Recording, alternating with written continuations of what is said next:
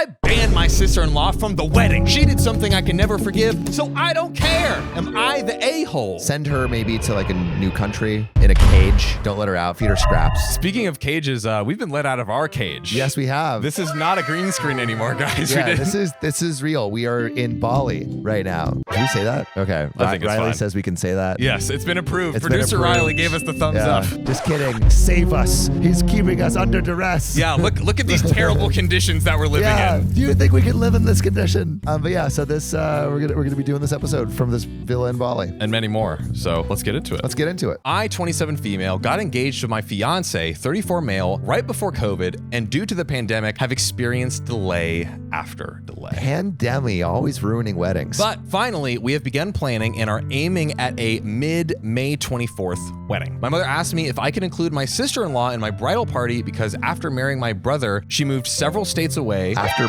the mom married the brother? Yeah, that's why let me read it back. After marrying my brother. My mother asked me if I can include my sister-in-law in my bridal party because after my sister-in-law married my brother, she moved several states away and has expressed feelings of being isolated without family around. I could understand, so I agreed. Okay. But big butt. Big butts, Big always. booties. We love big butts. My sister-in-law has been nothing short of a nightmare. Well, shout out to Disney for making sure I hate every mother-in-law. There we go, ever. yeah. Cinderella hates the mother-in-law. Fucker.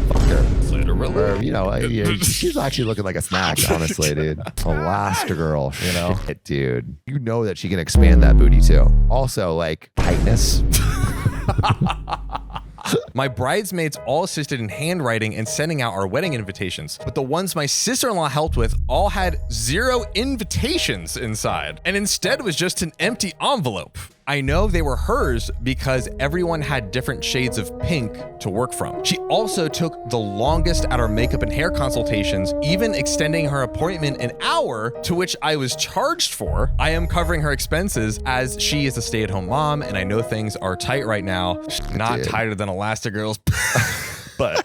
This all happened because she could not agree with a stylist on what makeup she wanted. But the final straw came when I found the dress of my dreams. Only problem was I was 15 pounds too heavy for it, and I bawled my eyes out because I knew this was the dress for me. Elastigirl would not have this problem. Everyone was encouraging, and I still had plenty of time to lose 15 pounds and come back for a fitting, etc. You can do that. We can do it. Just don't eat. So I agreed, and I said yes to the dress. So when I got home that night, I noticed on my sister-in-law's Instagram that she had posted a picture to her Instagram of me in the dress, ugly crying, and I was absolutely livid. My fiance had already seen the Instagram picture, and I am devastated. He was not supposed to see me in the wedding dress until our wedding day, and I know so many more people have seen it. Yes, so shitty. I could not help myself. I called her exploding, adding that she was not going to be in my bridal party and that she has ruined my wedding. I mean, she would. I think OP already gave her a chance. Cut her out. Exactly. Cut her out. My mother-in-law has called me and told me that even though she understands, I lacked compassion and have severely hurt my sister-in-law's feelings. She asked if I could find it in my heart to forgive her, but I told her even if I did, I still would not include her in my party. So am I the a-hole?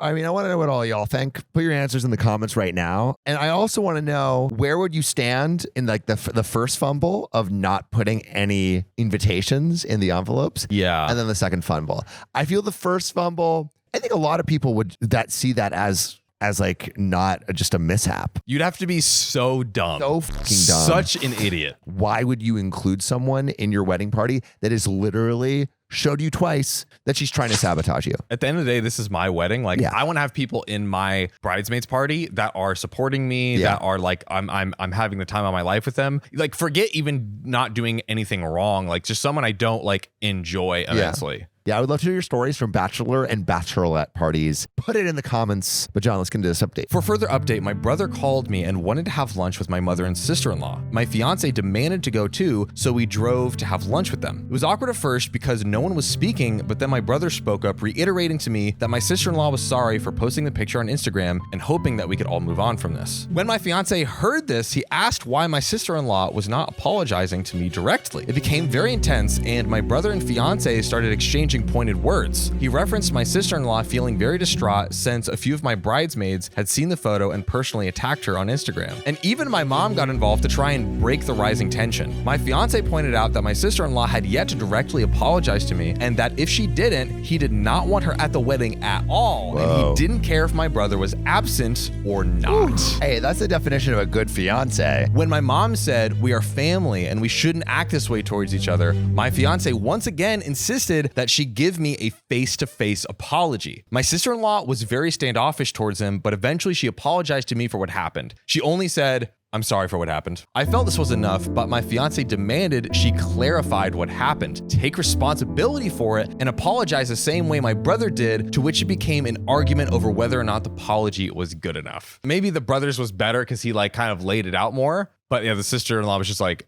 "I'm sorry." I mean, the brother didn't do anything majorly wrong. He's apologizing on behalf of the person that did something wrong. It'd be like, I punch you in the face and I'm like, "Riley, apologize to Sam right now." Riley's our producer, by the way. Do it. Riley, apologize. On the ones and twos.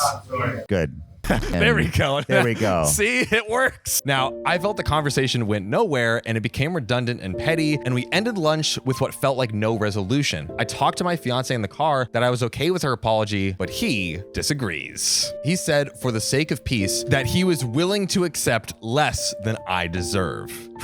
I know. What a king we have on our hands. Woman deserves the most stately apology, the most queenly apology. The best you've ever seen in all the lands. I really thought that planning a wedding was going to be stressful, but happy, if that makes sense. But this whole ordeal has completely exhausted me. And turned me off to any further planning. There is a final update. My sister-in-law finally said that she absolutely hates me, and it all stems. There's like no resolution right now. Yeah. Everyone hates each other.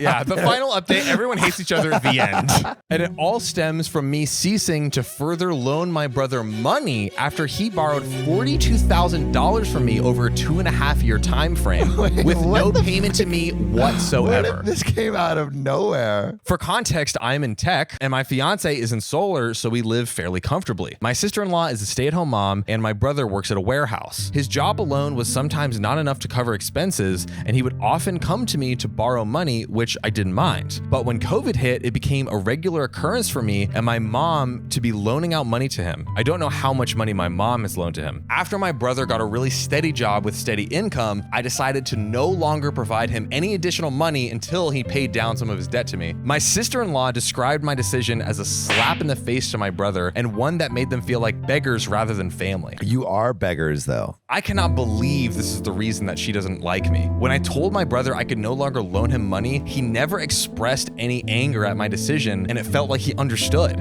What solidified my decision to not include her in my wedding at all was when she said that she could see where the money was going and referenced my weight. Oh. You got 42 grand from her. Shut the f up. I told her that she has no respect for me and feels entitled when she has no right to be. I told her that I hoped it didn't affect my relationship with my niece/nephew, but that I did not want to be around her if all she does is spew hatred towards me. I wish that she had been honest before I asked her to be my bridesmaid rather than deciding to put me through hell. I've tried to call my brother and tell him what she said, but he is not picking up, and neither is my mom. Whew. Wow, there was so much more than a good amount of juice. A good amount of juice in this one. So what is the question here? Like, all right, my question. So the bachelor and bachelorette parties are where the bridal party and groomsmen like first kind of like all get to know each other. And I feel like that's when the chaos starts. And so I want to know any chaotic stories or any lovely stories of your bachelor and bachelorette party experiences. Let us know in the comments.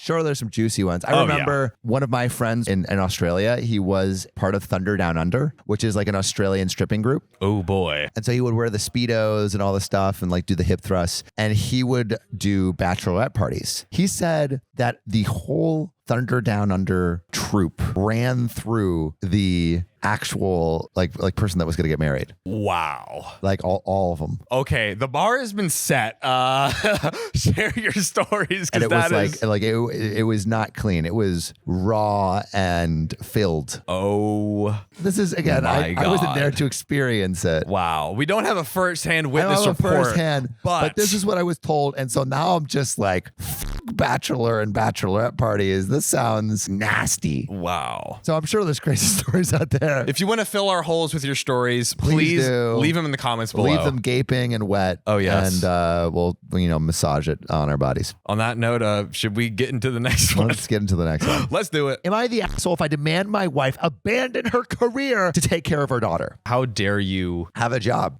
Jobs for women. That's my wife and I have a 3-year-old daughter, Alexis. Cute name. Both of us work, and Alexis has attended daycare since she was 1. In the 2 years since, we have been asked to leave 2 programs because my wife is a micromanager. I quickly learned that they can't provide personalized care, and after learning from her teachers, I reset my expectations. My wife, however, has a lot of anxiety and worries about our daughter. She hates when she gets even a little upset. She's in therapy and is working on it. First program, my wife would constantly watch the live feed and call the daycare multiple times a day. Oh, there's a live feed? I guess so. It's too much. You got to let your kid live. Leave the nest. What happened to going on your bike and, getting bruises and, beating kids up? We had several talks about it, and the school talked to us twice. My wife ended up screaming at one of the teachers.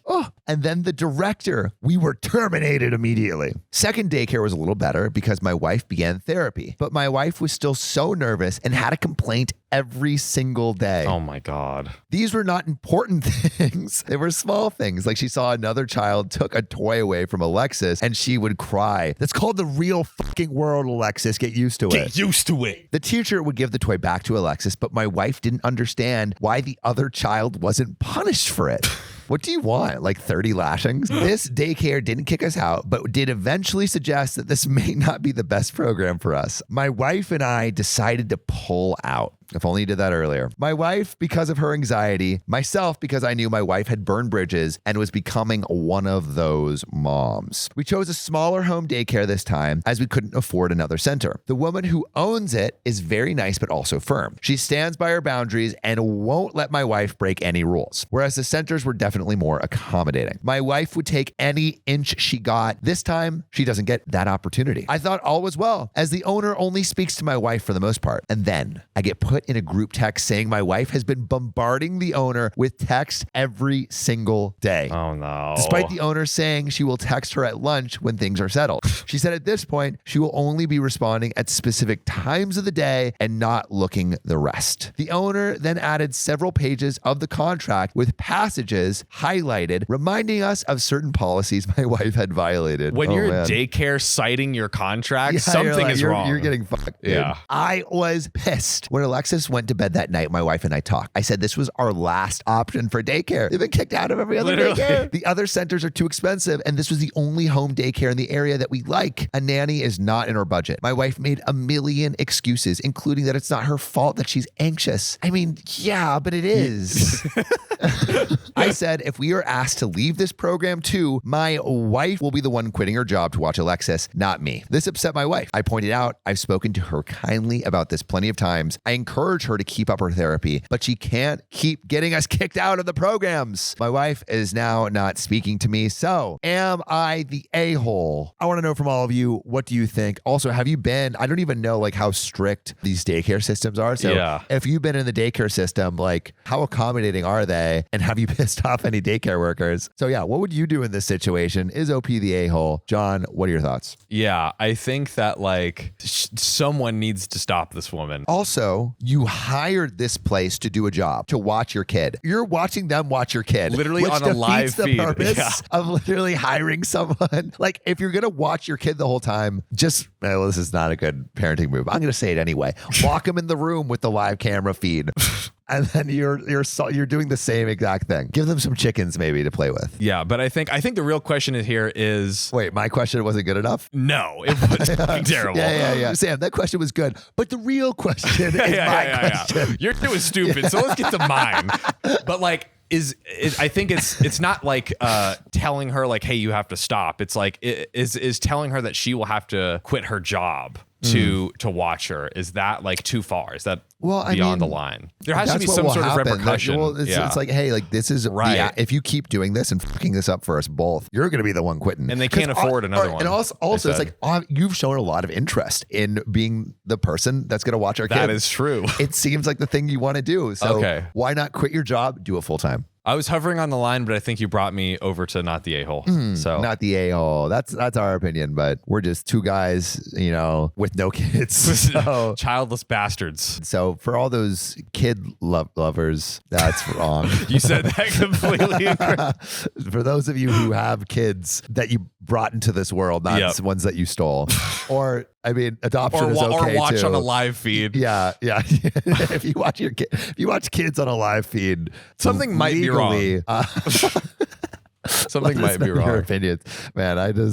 We've just evolved at this point. Where let's are get to we? the next story. What are we doing? Let's go. Let's get it. Let's see the next one. My mother-in-law forced me to eat her disgusting mac and cheese, so I revealed her darkest secret and ruined her whole life. Am I the a-hole? Never gonna do a nice thing for anyone again. My husband, 30 male, and I, 28 female, have been married for 2 years, together for 5 years, and I'm currently 6 months pregnant. Congrats. Unless you don't want it, then.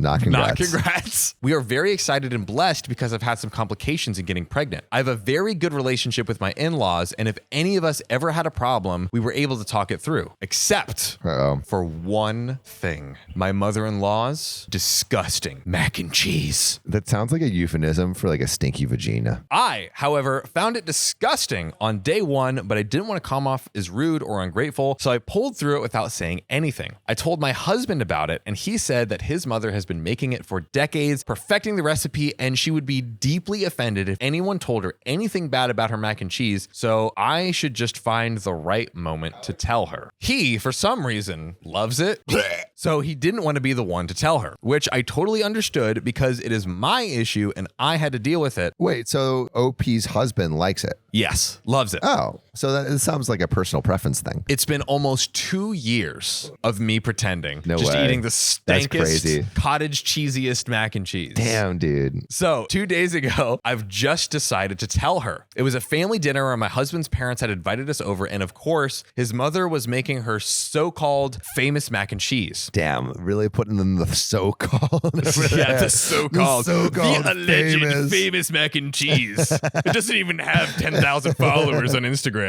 Yeah, it's not legit. Like OKOP. Actually, we don't have 10,000 followers on Instagram. Yeah, dude, our Instagram's trash. Yeah, it is. Yeah. Go follow our Instagram, Yeah, can you guys. please? Yeah, give us clout. I almost threw up at the smell, and I couldn't bear the thought of eating it. Oh, and probably it was because I was pregnant. Oh. Now she's hated it for 2 years though, so she hasn't been pregnant for that whole time. But now that she's like 'cause super pregnancy pregnant, is 9 months. it's like even more like she can't even handle the smell anymore. Yeah. It's getting that bad. So at dinner, when I was offered the mac and cheese, I politely declined and said, That's no, thank you. spunky. That stank. It's stanky. My mother-in-law looked at me and asked, why? You should eat. It's good for the baby. The baby loves my mac and cheese. I know because I asked That's a it. crazy statement. Please eat my food. It's good for your baby. And I just went right out with it and said, I'm sorry, but I don't like your mac and cheese. Everything else tastes delicious, but this is the one thing I simply can't eat anymore. She looked so deeply offended, and she literally snapped, well, thanks for being honest, and didn't even look or speak to me for the rest of the evening. Damn, dude, you've been disowned. That's tough. My husband was on my side and tried to speak to his mother, but all I know is that it didn't work because she has been cold to me ever since. Damn, imagine someone's identity being that wrapped up in mac and cheese. Also, I think we're going to get some more details into why this mac and cheese is so stank. What's wrong with the mac and cheese, you might ask? Her perfecting the recipe ended up with this result. Oh, God.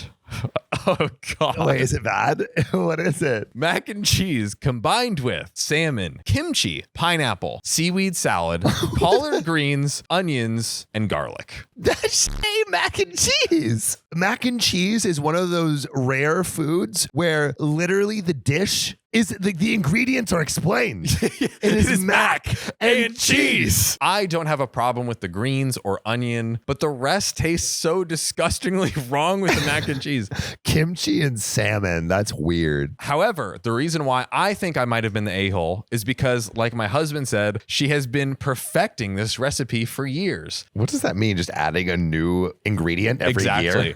Her entire family clearly loves it, and I tell her that her perfected and loved mac and cheese is terrible. Am I the a-hole? And there's a quick edit. I did tell her because I'm pregnant, it wasn't possible for me to stomach the ingredients, but Damn. she still didn't want to talk to me. Another edit. I'm French and my husband's family. Of course. French makes sense. There you go. Yep. Yeah. Snooty French people. I'm French and my husband's family is Korean, so that will explain the ingredients. I do enjoy salmon, kimchi, and seaweed kimchi salads. makes sense. Yeah, but it greatly depends on which dishes it's served with. And since I've been pregnant, I've developed an aversion to several foods that I used to love. I feel like it could be like a cultural difference. Right. Okay. Kind of like thing where it's like maybe all of the Korean people like think like, oh, this is dank as fuck. And all the French people are like, this ain't, my 5-star French dining kind of deal. Right. This ain't no ratatouille. I still think because she feels like she's going to be sick, like maybe she could have been like 5% more diplomatic, but like being like, I'm sorry, like I don't, I don't think this is the best thing for me to eat right now. Like, what else are you going to do? Like start throwing up? Like, yeah, or maybe just say like, hey, I'm lactose intolerant. Bam. That is lie. better. No, I don't think OP is the a-hole though. I kind of I want, this is perfect because we very rarely disagree. So I want the audience to put a-hole or not the a-hole.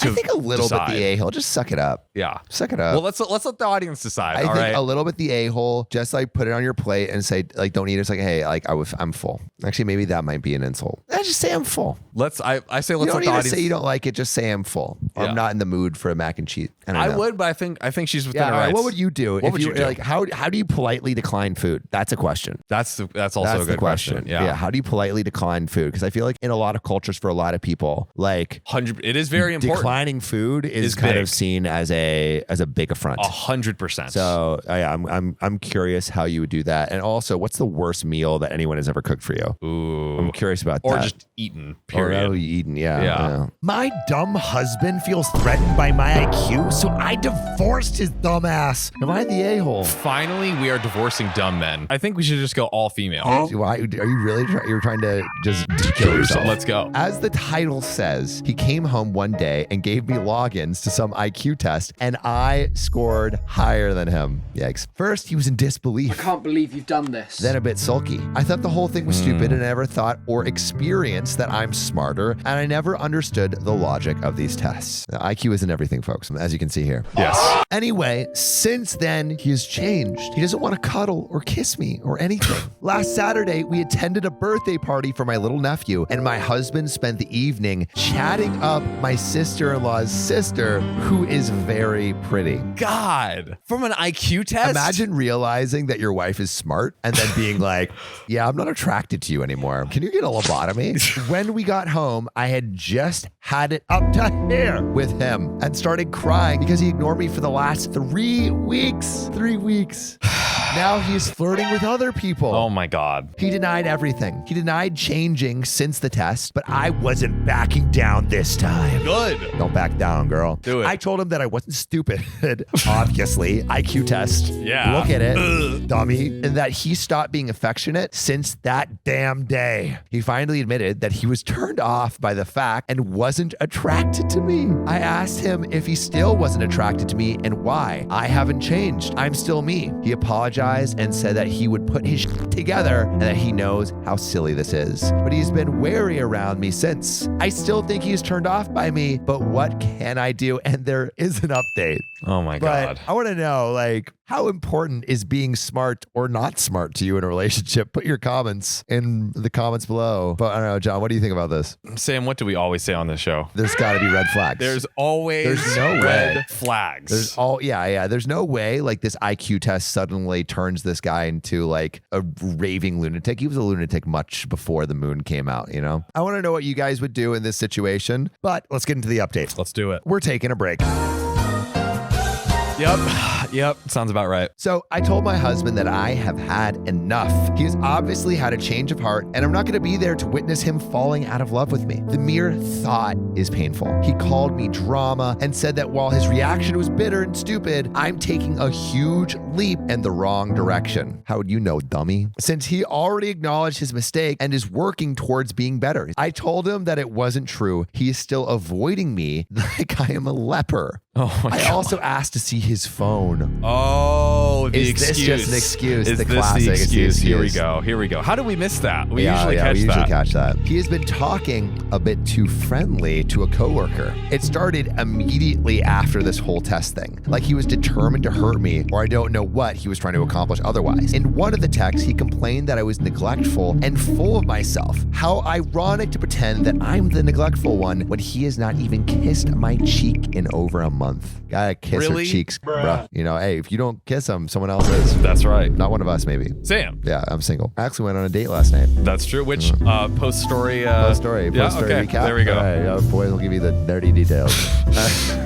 All right. It felt like it was only a matter of time before he would cheat on me, and I'm not staying for that. So I asked to move out. This morning, he texted me that he loved me and that he was so weak. He didn't know what he was trying to prove to me or to himself, but that he loves me and finds me very attractive. Physically, just not intellectually. Yeah, of course. He has been so cold with me, flirting with everyone that looked his way, and now he was all loving and affectionate. He wants us to try therapy, and he suggested that he needed to work on his insecurities with a therapist too. We have a daughter together who's 8 months old. Oh no. Fuck. Oh no. That changes things a little bit for me. That changes things, yeah. That we love more than anything, but I don't know. Why does it feel like it is over and that I don't trust him anymore? I feel like I know now what he's capable of when faced with adversity, and going through rough patches is inevitable in every marriage. I don't like his method of dealing with it.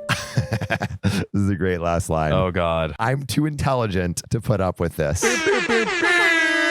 Damn, bro. Wow. That final line. Yeah. Okay, so like if they were married without kids, easy, like I feel like he's proven that he's not worth your time. With kids, I feel like might be worth seeing if he could repair something. Yeah. We love a good divorce chant, you know. But yeah, we hey, listen, you guys. I will divorce chant all the way till the cows come home. Till the cows come home. And you know, there are a lot of cows around here. Cows. So we got surprised by some cows on a morning run. That is true. Or in Bali, by the way. But yeah, no, I feel like ultimately, like, even though there is the child, that doesn't mean that she's obligated to stick around, you know. But I totally hear what you're saying, which is like, I feel like there's it's a child like, involved. Is there like, could she sacrifice even more than she has up to this point to see if there's something that can be done that would, but speaking of, I had a date last night. That's true. I did. I was surfing at sunset, and as I was going in, there was this cute Australian girl, and I started talking to her. I was like, hey, like, I gotta go surf, but maybe we should, you know, chat sometime and get your Instagram. Got her Instagram. Yep. And I was like, all right, here, let me show you what I actually said. She said, lovely to meet you, Darls. How is your surf? I said, haha, almost died. Rocks came out of nowhere. Want to get drinks right now. Is this the reintroduction to Sam's Love Chronicles? I'm not going to push anything, but if, you know, time will tell. But you know what else we got to tell? Ooh. This next story. Yeah, we do. My wife tried to make me babysit on my day off. So I told her, that's your job. So I walked out on her. Am I the a-hole? Yeah, walk out on her and the baby. Wow. You know what? Fend for itself. This baby doesn't respect my boundaries of not needing to watch it. So I, 35 male, have been married to my wife, 32 female, for 7 years. We have 2 children together, 6 male and 3 female.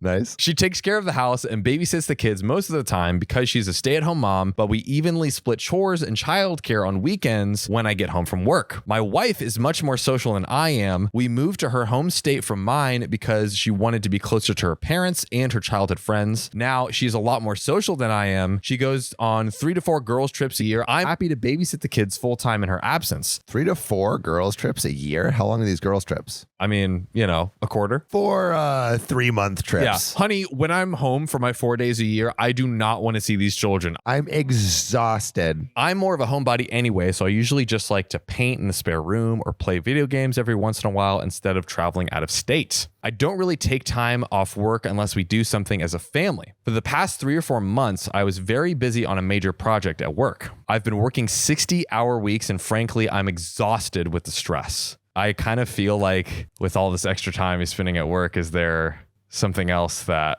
She's doing or he's doing? I don't know. We're hearing about a lot of girls' trips. We're hearing about a lot more work hours. For me right now, it feels like the work stuff is independent from the girls' trip. But what about sloppy conspiracy theories? That's true. That's true. What about the messy tea? What if the work trip is the trip he's taking to the receptionist's vagina? Wow. I was thinking the other way, but now we have two conspiracy theories. So when the project was finally coming to an end, I told my wife I'm taking a day off and I won't be doing any work around the house. Of course, I'd still clean up after myself, but I didn't want to do any chores or do childcare on that one day. I told her that 2 weeks in advance and she agreed. Man's asking for one day.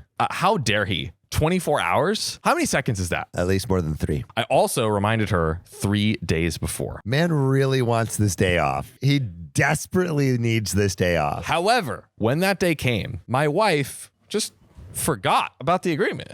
What do you mean? I was in the painting room and my wife interrupted me, telling me that she needed me to give our daughter a bath because she spilt milk all over herself and couldn't do it because she had to wash the dishes. It was annoying, but whatever. It happens. Later on, while I was playing video games, my wife tells me our son needs help for his math homework. I ask her, why can't she help him herself? She said it's because she has some work to do. This work was actually her best friend coming over and chatting for an hour. Man wanted one day. One measly day, One day. This really pissed me off, so after I helped my son and the best friend left, I told my wife I'm leaving the house for 4 to 5 hours. She asked me where I was going. I told her I'm just gonna chill in the park and do whatever. She said that she needs me to help out with the chores and the kids. I told her that today was my day off from all work, including housework, and it's her job to babysit the kids on this day before I left the house. When I came back, she was acting cold and calling me an a-hole for just abandoning her and the kids. He asked for one day. He asked multiple times. 2 weeks in advance, 3 days in advance, on the day of, And he's getting for it still. I think she's being dramatic, but when I spoke to my sister, she said parenting is a 24/7 job. So am I the a-hole? It is a 24/7 job, but I think the great thing about having two parents is you can give each other breaks when you feel like you need it. Exactly. It's not like parenting can be mentally exhausting. 100%. As a parent, I totally know. Oh, yeah. But all of Sam's 11 children that allow him certain privileges. I think he's not asking for that much, and I don't get what the sister's saying. You can ask for a day off if you feel like it would be good for you. And I think the big thing here is it was very clearly communicated well in advance, which, if he is wakes up one day, he's like, I'm exhausted, I'm dead, I'm doing all this stuff. Would you mind? I think that could be fine as well, but that's not what he did. It was crazy overkill what he did to prepare for this single day. Yes. I don't know. I think the wife is a little bit of the a-hole, but I would love to know what everyone else thinks. Oh, 100%. And what would you do? And also, if you have kids, what's your parenting style? How do you do breaks? Or do you do breaks? Yeah. Do you switch off between one of you managing the kids and the other managing the kids? I would love to know what your parenting styles are and how you would approach the situation. Put your answers in the comments. But Sam, you know what I never want to break from? What? Your sweet lips reading me this next story. Right. I will put my sweet lips to this next story. Oh, God. Am I the asshole for announcing my wife's second pregnancy in front of my sister who can't have kids and asked us for money for an IVF treatment? Sometimes you just got to rub it in, salt in the wound. They say it's good to put salt in the wound. My wife and I have a 3-year-old son, and we're expecting our second child next year. Both our children were conceived via IVF. We spent years trying for our first with no success, and it took 4 cycles of IVF to have him, which that's expensive, probably $40K. Could be more. It was brutal on my wife. Yeah. But we both felt like trying for biological children was the way to go for us. We tried naturally for a second child after our first turned 1, but had 0 luck. We were left with money for 1 cycle of IVF, which we decided to pursue if we didn't have any luck naturally, which we didn't. So they're like, okay, let's send it. Except around a year ago, my wife and I were gearing up to start the ball rolling on our IVF journey when my sister came and asked if she could have the money to try IVF herself. My sister has no biological kids, but does have an 11-year-old stepson. She has endometriosis and PCOS. What's PCOS? Oh, now we have someone to look stuff up for us. Riley. Siri, you're fired. Okay. So No more periods means maybe no more kids. It sounds like at least reduced chances of pregnancy. Reduces the chances of having a child. Yeah. And she has never been able to have a child. Her stepson is not very close to her, and they've had problems with him since the start of the marriage. Her stepson has always brought up the fact that his dad married again too soon after his mom died, and how my sister is trying to replace her. Yeah. When you're getting that told to you by an 11-year-old kid, that hurts. Yikes, dude. They just know how to fucking go after your throat. Really, though. He ran away from home 3 times already. Oh my They also had the police and child protective services on their door because he tried to get removed from their care. Oh my God. Kid is rebelling. Our main reason for saying no is we wanted to give our son a sibling, but I can't lie and say the dynamic in her home wasn't on my mind too. And I wasn't sure it was a good idea to bring a new baby into their home when things are as bad as they are. Yeah. Babies don't solve problems. They just cause more. They add to it. We waited for my wife to be far enough along before announcing our last IVF cycle worked. We did this at a family dinner. Everyone was happy for us. Everyone except sister and her husband. There it is. She started making snarky comments about how it was no big deal when we already had another kid. I told her, given our struggles, it was a big deal. Our parents told her she should be happy for us. She then starts ranting and raving about how selfish we are to deny her motherhood and to deny her and her husband the chance to have a family together. Our other sister pointed out about her stepson. She told her she's not his mother and he hates her guts, so it's not like she'll ever get any joy out of mothering him. Oh my God. Nuclear. Jesus. Nuclear. I understand that it's that, she's going through it too. Yeah. But it's like, that is just so you can't far. so obviously just say like, hey, I hate that you're having another kid. Yeah, like. Come on, hide it a little bit. Yeah. I told her I was sorry she could not have a kid of her own, but she didn't get to demand we sacrifice a second child for her. True. Yes. She then told me I held her stepson against her. I told her I couldn't say that. It hadn't crossed my mind that bringing a child into what is already a complicated mess would be a bad idea. All right, OP, maybe a little too far. Yeah. But that it was beside the point because we wanted another child. She told me I was an asshole for humiliating her in front of the whole family and picking a fight with her. I told her she picked the fight, not me, but I did engage. So am I the a-hole? I want to know what everyone else thinks. What would you do in this situation? But John, what do you think? Here's my question. Why do people think babies magically solve problems? I don't know, because it's like it's hard to raise a kid. I just want to understand where this like mythical idea, like where did it come from? I think people that don't have kids are thinking like, oh my God, it's like a cute little like golden retriever, but that looks like me. Right. Like that I think is babies, dangerous. I think people think babies are just going to be like cute, easy things to just like hang out with. And that's just not the case. Have these people seen a baby? Like, I don't know. It just makes no sense. I think they've only seen the cute parts of a baby. You also don't know what you're getting into when you're becoming a parent. That's true. And you know what? We've seen even more flawed logic on this podcast. So I guess, but the sister is so out of line. Like I totally understand and, empathize that you're going through it as well. And, it's probably hard to see like, oh, like I'm trying so hard for a kid. They have a kid. I can't afford IVF. Like I understand that. That doesn't give you license to completely tear someone down. And you're also not entitled to someone's money. And that money equals a second child too. So you're not entitled to their second born child. Yes. We would love to know what you think. Put your answers in the comments below. And what would you sacrifice your second born child for? Ooh. Let us know in the comments. My girlfriend is dumping me because I committed the ultimate sin, not closing a door. Am I the a-hole? Dude, honestly, these relationships make me just want to...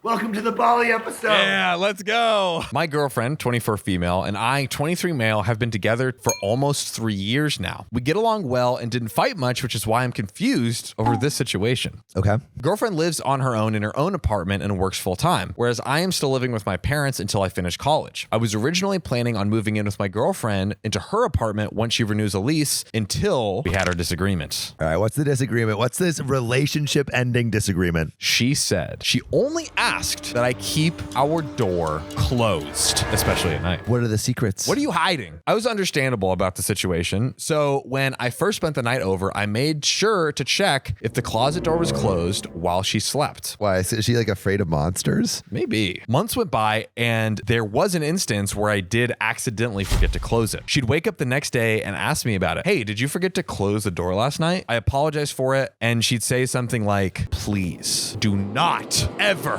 forget next time. Dude, I feel like she's really scared of the dark. I had no problem with it at first, though lately it's getting pretty annoying. It felt like that's all she wanted to talk about first thing in the morning. Is how he didn't close the door? Hey, babe, how are you doing?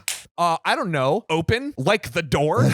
I voiced my feelings on it one day and she just responded by saying, well, then just please close the door. It's not that hard. I sometimes deal with sleep paralysis. I got irritated by that because it just felt like she wanted a reason to nag me. One day I went over to visit her. I decided to purposely leave that closet door wide open. Wow. OP chose violence. He woke up and chose the demon side. I left it open while she slept in her bed and while I slept on the living room couch, and I just wanted to see what would happen. I assumed nothing happened because I didn't hear anything. However, the next day when I woke up, she was sitting at the kitchen table looking like she had been crying her eyes out. They were really puffy. Dude, the sleep paralysis demon did something naughty. Before I could even say a word, she said, I have told you so many times that I wanted that closet door closed. It's all I've ever asked of you and you can't even do that. Here's where I might be the a-hole. I got angry that she was already nagging me about this first thing in the morning, so I told her that she's a grown woman and she can't rely on dumb stickers to help her over something that happened to her years ago, and she needed to get over it. Wait, what happened? Okay, yeah, there's something more under this, a lot more that could be under the surface. Did it happen in 2001 when Monsters Inc. was released? She told me to leave, so I did because I was mad. It's been a week since then and I haven't heard anything from her. I don't want to break up over this, but I want to know if what I said was wrong. My parents and friends are just saying my girlfriend is being dramatic, but I want some unbiased opinions on this subject. I want to know what is the thing that happened. Okay, so there is an edit where I don't think you're going to predict it. Actually, do you want to make a prediction? I'm assuming Monsters Inc. Edit. I want to clarify that my girlfriend never leaves the closet door open. I would go in and get something out and would occasionally forget to close the door. The door also makes an unbearable squeaking noise when you're trying to close it. We have a quick comment. She told me that a homeless man snuck into her parents' home and hid in her closet. And when she woke up, she could see his eyes in the dark staring at her.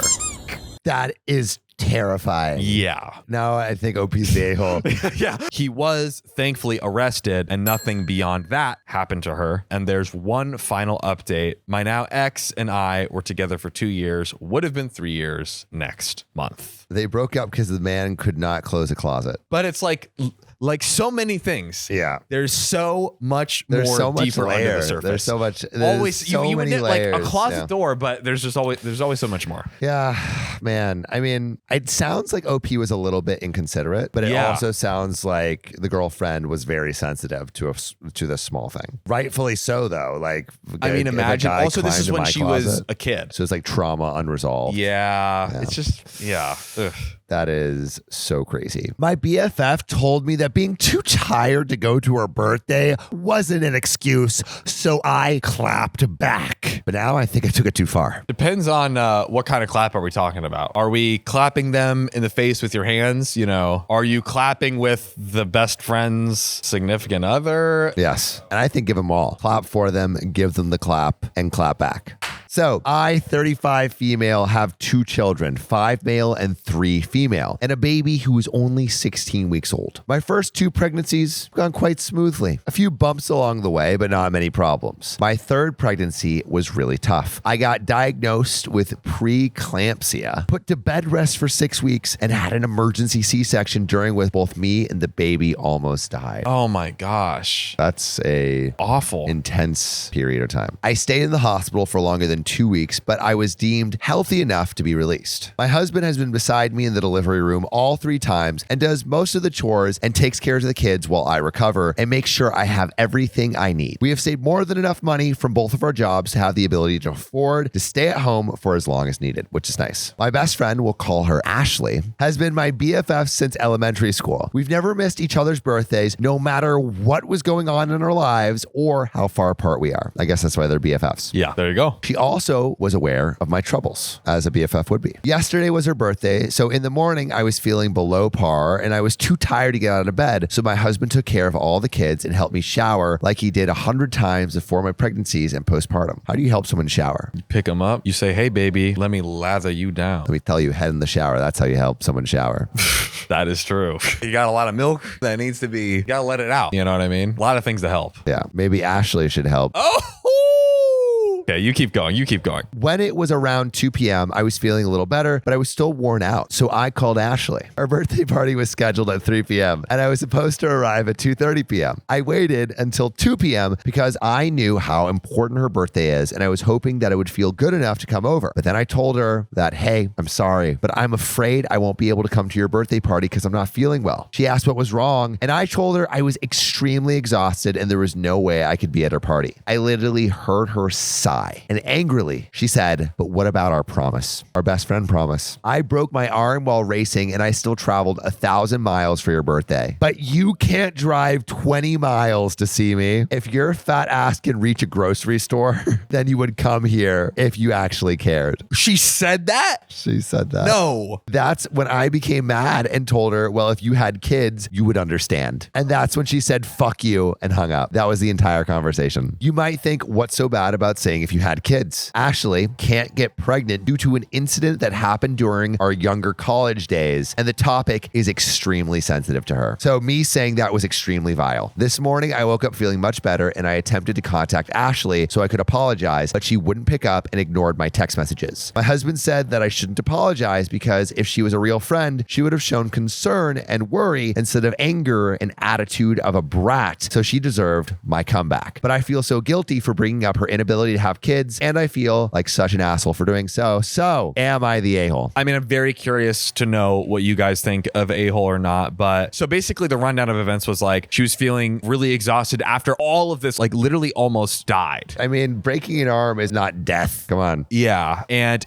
not only her, but also her child. An emotional roller coaster. And you know, like the clap back of like, if you had kids, you would understand. Rough, but true. Like your priorities change when you have kids. If she had said that and her friend didn't have her situation, I would have been like, yeah, like literally nowhere near being the a-hole, right? And it's not like saying you'll never understand because you can't have kids. That's different. It's saying if you had kids, you would understand. It's still a little bit of a dick move. The best friend is being so massively unempathetic to OP's current situation. She's gone through this like massively, awfully horrific event and she wants to rest. Please, I would tell her preemptively, like, stay home. They can celebrate together at a different time too. But maybe that's what OP could have said to make it a little bit better. It's like, hey, I would love to celebrate, you know, another time. Just today is like been really rough for me. OP totally could have worded it differently, but I understand that kind of like guttural knee-jerk reaction after being like so viciously attacked for like something that you don't deserve to be attacked for at all. So I'm personally going not the a-hole, but I want to know what you all think in the comments. I would love to know what everyone else thinks. And also, what would you do for your best friend? Cute best friend stories. Cute best friend stories. What is the most amount of adversity you faced, but still gone to hang out with your best friend?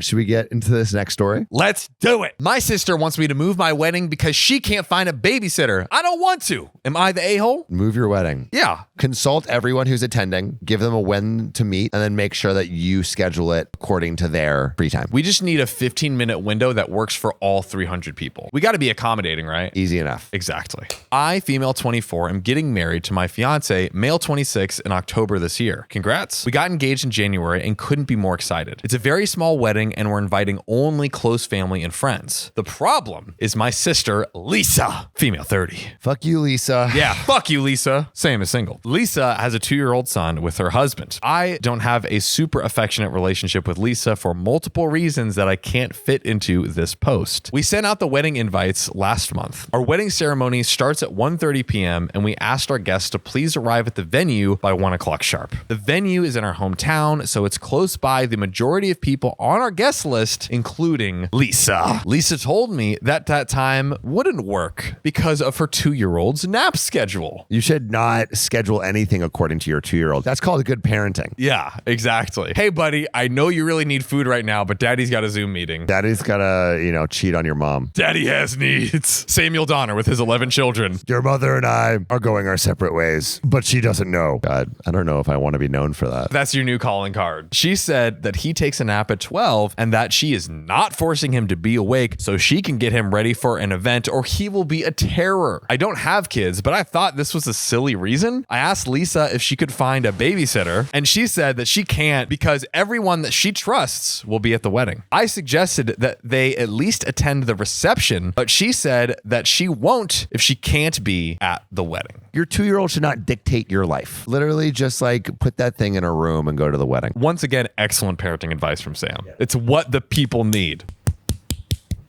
The Nobel Peace Prize for parenting goes to. She told me that she won't attend a wedding unless we change the time, so I told her that we can't do that. I was quite hurt by this. I wasn't sure how to react in the moment, so I just abruptly ended the conversation with an excuse. A few days later, Lisa asked me if I thought about her suggestion. God. Girl, what are you doing? Moving your entire wedding? That's not a suggestion. That's fucking crazy. Maniac. I reminded her that there's no way we can change the time. She told me that she hopes I'm happy that they aren't attending and said that everyone is going to ask why she's not there and it's all because I can't accommodate my nephew. You think that more people will ask why she's not there than why you moved an entire wedding? Oh, hey, we're moving the time. Oh, hey, no worries. Hope everything's okay. It's oh yeah, it's my nephew's nap time. They'll be like, what? Excuse me? That's a crazy ask. Asshole ask for sure. And your own sister, I could see some Karen who's 5 cousins down the line,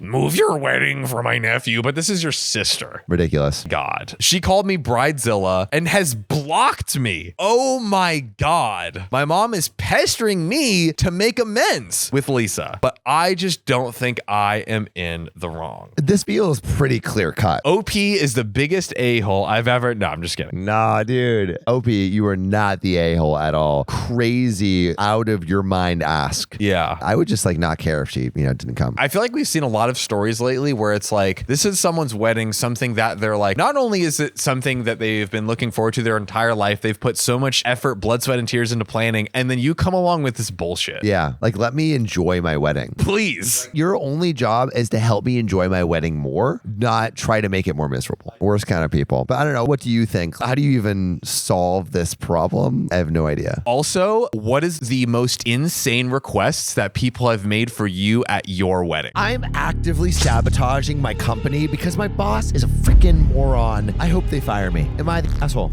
This is petty and I don't care. I've worked at a company for 2 years. In that time, I've gone from an incredible asset to the company to babysitter. Ouch. I wish I was joking. This company is owned by several people, but managed by a relative to the higher-ups. A guy who has never worked for anyone except his mommy, who owns the company.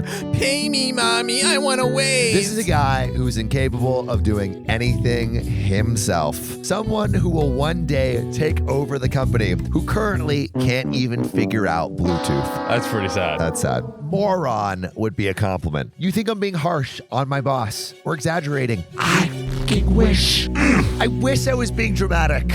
But this is Reddit, where there is never drama. That's right. Last phone call I had from him was him asking where he was. Huh? No, I'm serious. Here's a quote. OP, I'm driving. Where am I?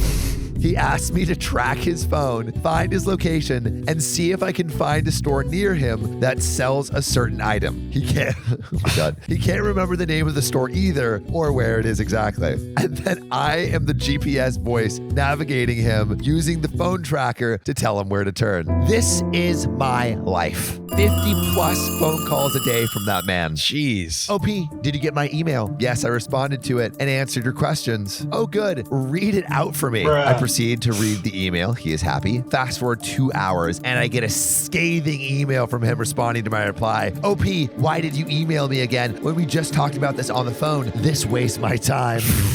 I no longer do my regular job. I've been transitioned into his personal assistant role, even though I did not want it at all, to the point where I'm currently searching for a new job. The company is bleeding money. Boss is supposed to be figuring out why, but this guy can't even pour himself a cup of coffee from a machine we've had for 6 years. In my day-to-day, I also assist other departments. I have access to various software. I work alongside multiple managers and assist with their projects as well. When I'm not being asked to identify the brand of sock the boss is wearing so he can figure out where to buy more and have me call to have them set aside a package for me so I don't have to walk through the store looking for these like an idiot. Based on my observations, I found several problems that are costing us money, either by purchasing distribution or just a general lack of adequate price adjustments. Some were serious enough that I even spoke to a different department manager who was impressed and took me to the CEO to ask if I can be moved to their department to help fix some of the identified problems. The CEO is the boss's mother. Sweet old nepotism, baby.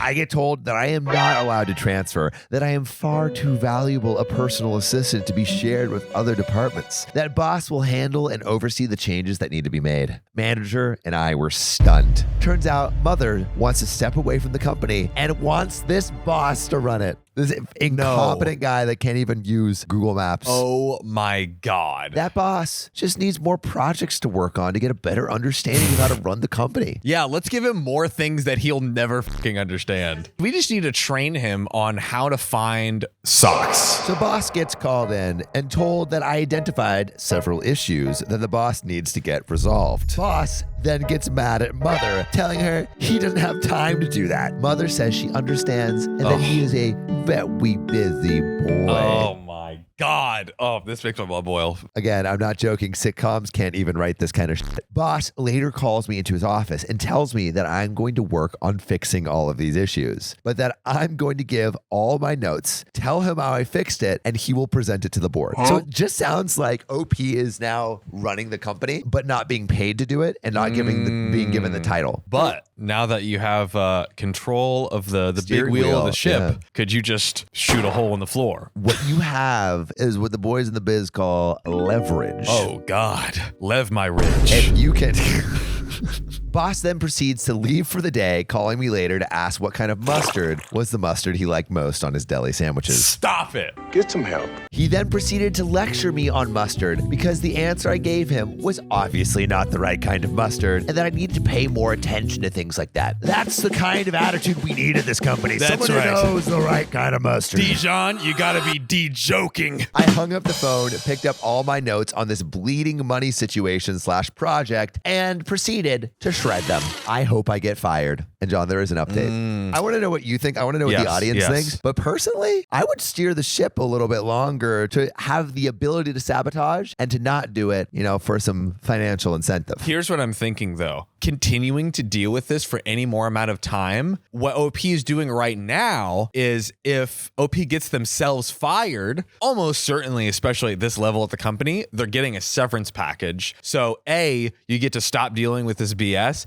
and B, you get immediately paid for it. Definitely a lesser bag. Well, but if you get fired, you sometimes don't get severance if it's with cause. That's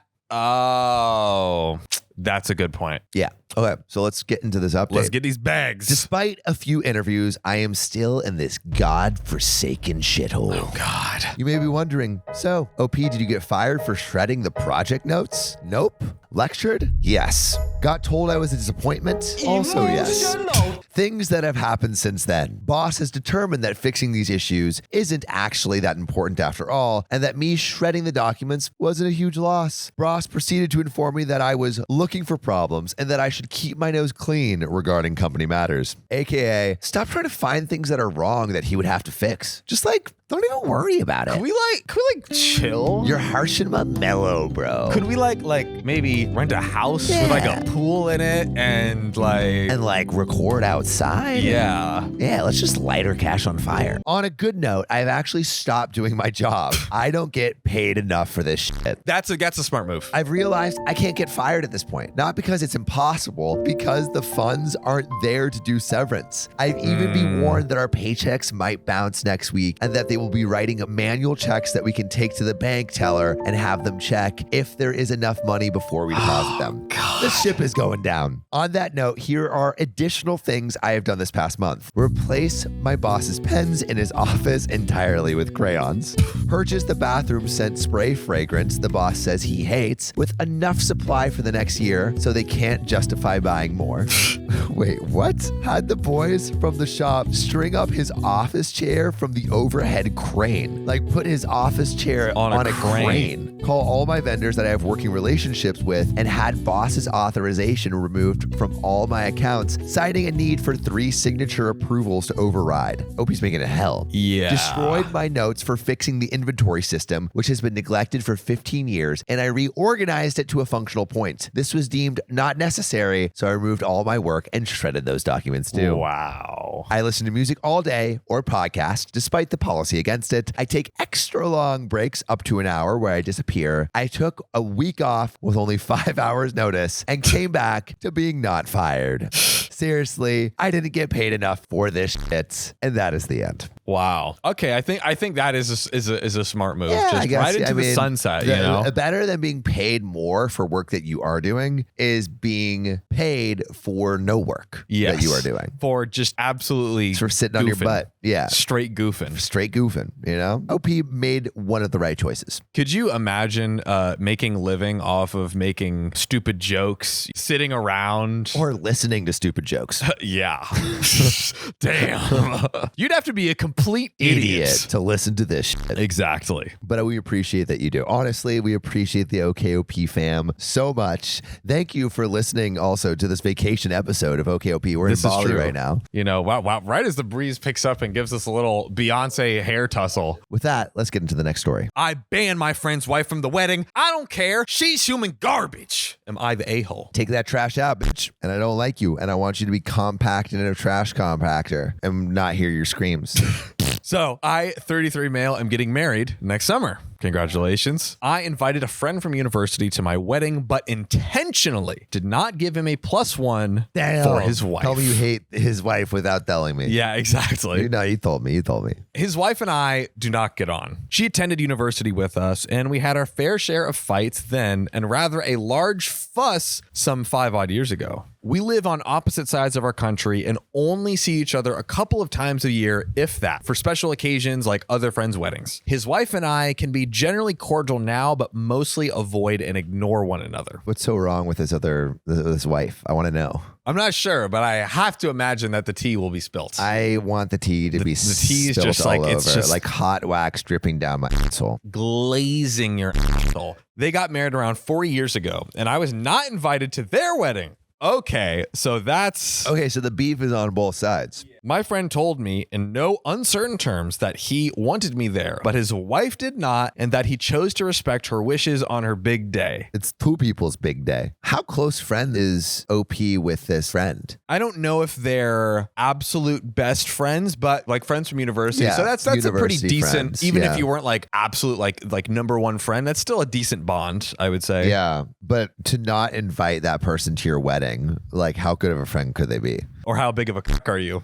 Exactly, that's true. Booty hole glazed with wax. I mean, just like completely dominated. I was disappointed, but understanding, and I never let it affect our friendship. I was having a big wedding and all guests with spouses, fiancés, and serious girlfriends and boyfriends, all getting +1s, except for said friend. So now we're going tit for tat. Well, no, tit for tat would be like not inviting him to your wedding at all. He didn't invite you to yours. Exactly. It wasn't like, oh, you can't have a +1. It was like, you can't be here, period. OP's already doing him a favor. Good point. It is not a numbers issue. I simply do not want his wife in attendance. I have considered the likelihood that my friend will RSVP, not given the lack of a +1, but I am okay with this outcome. I have no intention of telling him ahead of time that most others are getting a +1, but I'm aware that he is most likely going to find out. My fiance and I obviously discussed this matter, and she is fully supportive of this decision. That's good. That's good. If the fiance is on board, that's that's one for the team. 100% agree. Other friends that I've spoken to tell me that I'm being ruthless and basically should not have even invited my friend if I wasn't going to give him a +1 for his wife. So am I the a-hole? There is an edit where we Whoa, learn the okay. origin story of the beef. Ooh. But I would love to see in the comments right now, a-hole or not, as of this. But Sam, what are you thinking? I mean, do those friends know the context? Like, do they know that the wife specifically made it so that he couldn't attend his friend's wedding at all? And there's this thing we're about to find out that the wife did. Do they know that as well? Again, I think it's your wedding. You could do whatever you want. And it's like, she probably wouldn't want to come anyway. But even if she did come, would it really ruin things? Maybe there's enough beef where it would ruin things. It depends on her past, I think. I don't think OP owes the wife anything. Absolutely owes the wife nothing. I do wonder, like, the friends were saying, like, oh, you should have just not even sent him the invite versus sending him the invite without the +1. Why? No, but he wants to invite his friend. He does, but then he's just doing what his friend did to him, which I think is more of an asshole move. Yeah. Although if it's a good friend, then maybe this isn't just a good friend. If I had that situation, what I would have said is like, hey, I want you to come, but like, I don't want your wife to come. I think that's the most reasonable thing to do. Yeah. OP is kind of like doing it by omission and just like, here's your invite. That's it. I don't think that's a bad thing. But let's get into this edit with the sweet beef. Ooh, let's get this beef sizzling. Since a lot of you are talking about the fuss, I will give a little bit more context. She, my friend's wife, cheated on my friend at university. They broke up. I was not as warm to her afterwards, but not outwardly mean. She wanted him back. He asked for advice, and I said, don't do it. Dang. Good advice. I'm not getting good vibes from her. She sucks. He took her back anyways, obviously his right to do so, but I remained more distant from her. Not sure if my friend told her that I advised them that they remain broken up, to which I would not be surprised. Probably, yeah. It sounds like it. If you're in a relationship, like I would assume, like I would say most, unless someone explicitly says don't tell your partner or whatever, I would assume that like you share most things in the relationship. Yeah, 100%. Or if it was just me not being as friendly, but she turned nasty on me. Nastier than a 3-day-old curdled glaze. 5 years ago, I called her out for her bitchy behavior after she hurt me with multiple rude comments. Alcohol was involved, and I admittedly could have handled the situation with more finesse. Our interaction ruined a wonderful evening. Once we sobered up the following day, I apologized for my part, and I expected the same in return. Instead, she not only refused to apologize or accept any blame, but she also entirely rejected my apology. Ooh. Okay, so I feel like we've gotten a pretty good picture here.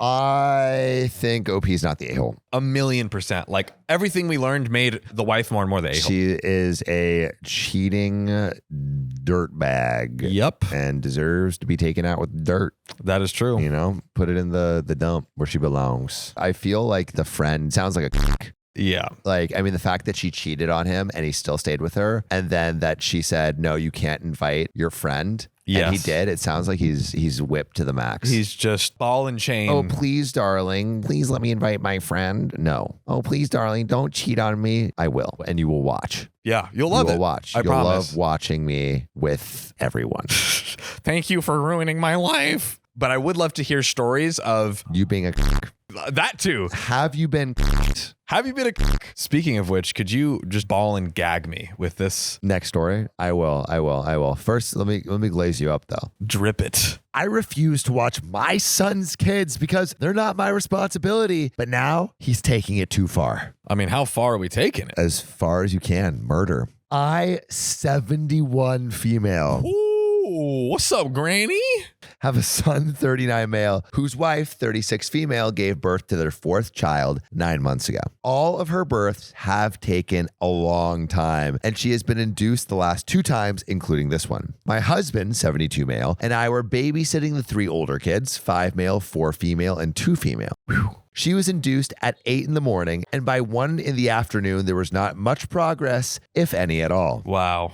Yikes. Since the kids are a handful, I told my son he needed to come home to help for a few hours, since it looked like it would take a really long time because girl knows how to be in labor for a while. Yup.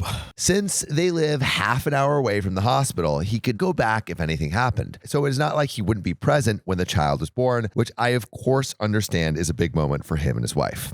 I understand a little bit, but like I don't know. I'm kind of siding with the son. Yeah, as of right now, I'm siding with the son. It's like I would want to be there with my wife. Yeah. And also, like, you've been watching them for, I guess, just the beginning of the day. Like, Yeah. how hard is it really? Like, I think asking your parents to watch your kids for a day while your wife is in labor isn't a crazy thing. not the weirdest request ever. My son took great offense to my request and told me to suck it up, bribe the kids with treats, I don't know, give him an iPad or something, whatever worked for us, and that there was no way he could leave his wife's side unless it was an emergency with one of the kids, like they were admitted to a hospital or something. I told him the kids were their responsibility and that they couldn't expect us to babysit around the clock if this took days. He told me we should not have said yes to babysit at all if we wouldn't stick it out, since one never knows how long birth will take, but that he would get someone to come, and then he hung up. 3 hours later, someone showed up and we went home. We offered to babysit for a few hours the next day, but our offer was declined because the people who came to relieve us stayed until the baby was born and my son came home. After this, they have not asked us to babysit once and has hired a sitter instead, which we feel is a waste of money since we are available for free, but only for a couple hours. Are you Only like 1 or 2 hours max. Here, book a time on my calendar. I have a pretty busy schedule, so. Dude, they're probably retired. We get to see the grandkids if we visit them, but they very seldom visit us compared to before. I mean, you complained about looking after the kids when your son's wife was in labor. Like, what do you expect? I tried talking to both my son and daughter-in-law, but they said they felt we didn't respect them at all since we wouldn't even let her give birth in peace. My husband and I agree that they are overreacting since she did not, in fact, give birth until 7 the next morning, 23 hours after being induced. And our son could have easily helped us with the kids for a few hours. All right, bro. How do you know? It's not like this woman is like having a walk in the park and getting a massage for 24 hours. She's literally giving birth for 24 hours. That is probably one of the most difficult 24 hours you could have. Literally. And how is she so confident? Like, oh, we know that the baby's not going to be born in this time window. It's like, you actually have no idea. Maybe something happens and they start and it goes. Yeah. You know, who knows? Yeah, this is ridiculous. So am I the asshole, like my son says I am, for helping us with the kids, even if his wife was being induced but had little to no progress? I want to know what all of you think. Yeah. This seems cut and clear, but John, what are your thoughts? There's a little bit of an edit. The a-hole. Like, how do you not go to support? And here's my thing too. You've literally watched them for like part of a day. I don't know about you, but like whenever I would go to visit my grandparents, it would be like several days, a week. We're hanging out, we're going to the park, we're getting ice cream, or we're doing our own thing, like playing with toys, watching TV. Exactly. Like, it's not that crazy of a thing. So yeah, seems a little ridiculous. There is an edit. This is my first ever post. I have nothing to do with the woman making weird comments about autoimmune issues caused by a dog. I guess that's out of context. Okay. My daughter-in-law was not in active labor when I asked. They were walking around in the hospital trying to get things started. We were staying at their house. We only wanted some relief. We were planning to continue babysitting. Saying we only wanted to do 5 hours total is unfair. So here's my thing. It's not that she wasn't like literally in labor at that moment. It's like, okay, here's this like general event of like the massive birth event. The massive event. The birth is happening. I just don't want to think about, is my time clock running out? Like, this feels like a. I want to focus on my child. I think it's okay to assume if you have a good relationship with your parents, it's okay to assume they could mind your kids for a couple days. Yeah, this is just too ridiculous. And also, it's the two of them. So one of them can go out and get something while the other stays there. Hire another babysitter. If the grandparents are like, all right, we need like a break of a few hours, the grandparents can hire a babysitter. Like, hey, just like take them to the park for a little bit, tire them out. Of course. Granted, I'm not a grandma. You're gonna be a great grandma, though. Oh, dude, I'm gonna be the biggest, baddest grandma you ever seen in your life. GILF. Emphasis on the G. What does that stand for? What does it stand for, What does it stand for, Riley? Tell us. Riley. What is it? What does it stand for? Glaze. Tension broken. But you know what tension we never want to break? Oh, what? The sexual tension we're having right now. Oh, my God. You and me. Oof. The person looking into my eyes across that screen a million miles away. Maybe I'm a hot gilf in your area, ready to meet. So please, Tippity, type into the comments below if your grandparents or your parents would mind your kids. That's true. And delivery room stories. And I delivery would love to room hear those stories. Let's hear it. My girlfriend says she's depressed, but I just think she's lazy. I'm so supportive of her mental health. Am I the a-hole? So supportive. So supportive. I, 29, male, have always supported my girlfriend, 23 female. Sounds like it. We have been together for 4 years now and lived together for 1. She has always had anxiety as well as depression, where some months are worse than others. I have supported her through all of this and understand that it's very hard for her. In January, she lost her job due to the current world circumstances. By March, she hit a low point with not eating as much, crying, and irritability, typical traits of depression. I have comforted her as much as possible. What have you done? List it out.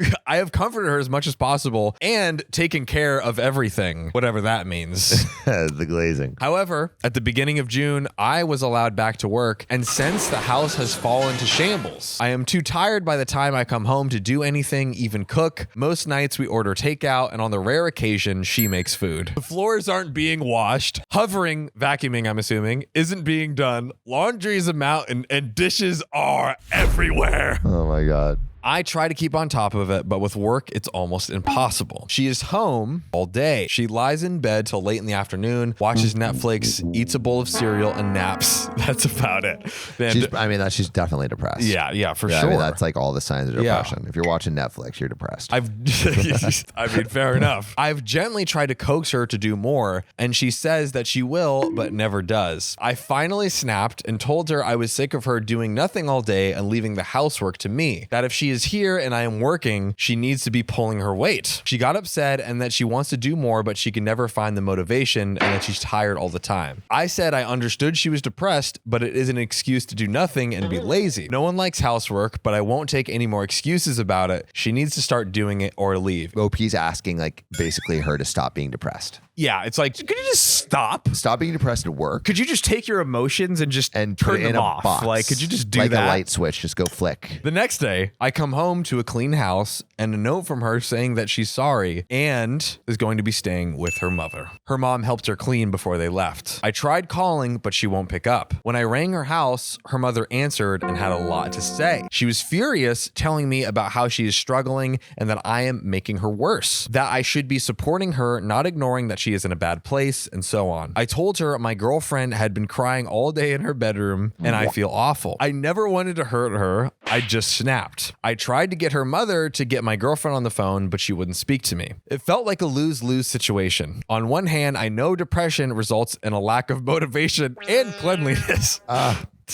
I feel like OP just like WebMD'd depression. And on the other hand, I can't stand to see our home in such chaos. I have never had depression, so I can't say for sure how bad it truly is. That's why I find it more difficult to 100% empathize. Am I the a-hole for telling her depression isn't an excuse?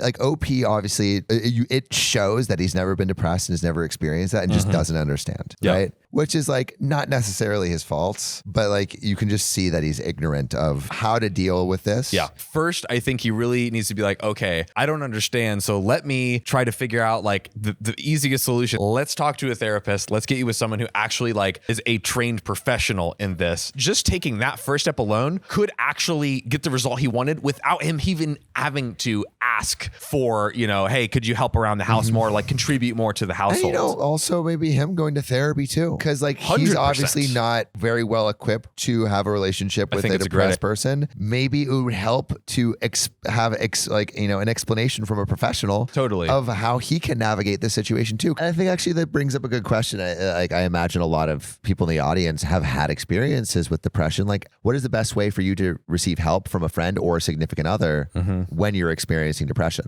I love the beautiful sweet turn that this not one glazed penis joke in sight. But we're about to get into another story.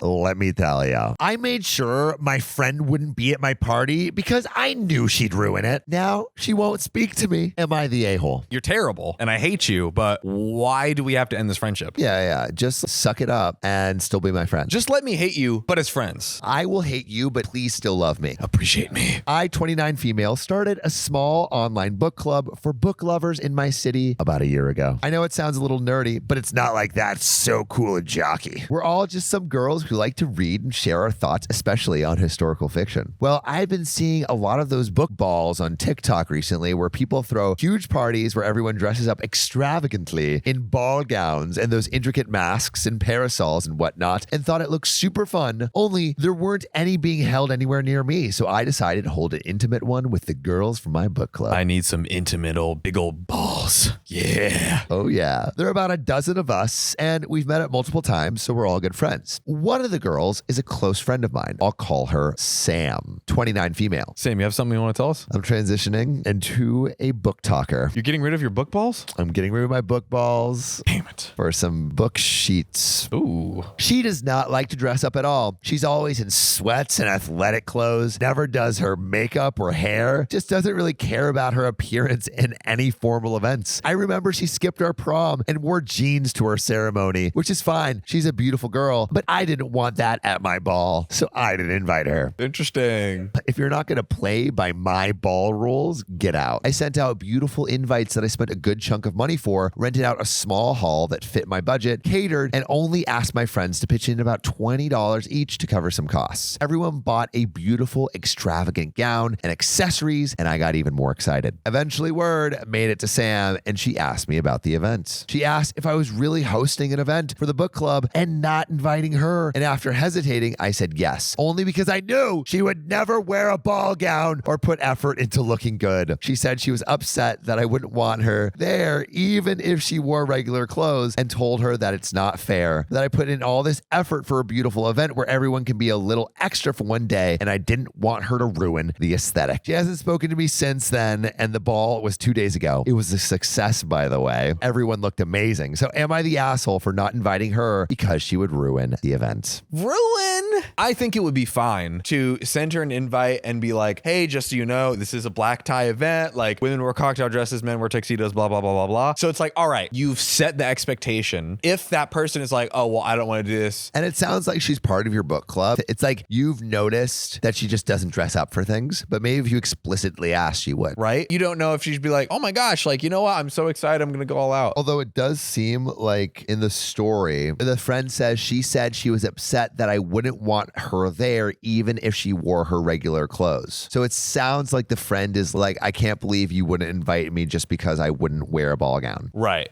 In this case, it sounds like the friend is saying, I wouldn't wear the ball gown, but I'm still upset you wouldn't invite me just because I wouldn't wear it. Like, it sounds like OP was right that the friend wouldn't wear the ball gown. Right. This is a ball gown only event. Yeah, that's an a-hole move. Maybe it isn't everyone's a-hole. I think everyone's the a-hole here. Yeah. But I want to know what everyone else thinks. Yes, 100%. And have you ever done like a themed party and one friend was just like, no, thank you? And how much do you love book balls? Let us know in the comments. What I do want to know is, what is the best theme party you've ever thrown? Yes. Or just been to, period. I threw a poetry party. Yeah. I was there. Yes, it was great. It was so fun. Sophia, actually, as many of you now know, had a great poem about Sam. She made some great analogy to Sam in Google Calendar. I can't remember what it was, but the whole crowd was laughing. Yeah, that was a fun night. But yeah, we did like kind of like a beatnik poetry night where everyone prepared a poem and snapped to it. Tell us your best themed parties. And with that, let's get into the next one. Let's do it. I told my sister's boyfriend he's evicted from our home and not a member of our family. He's trash. Am I the a-hole? Evicted from the home and evicted from the family in one day. I just ejected you from all of our lives. Ejected you from everything you hold dear. I want to rip all the love and happiness from your life and kick you to the curb.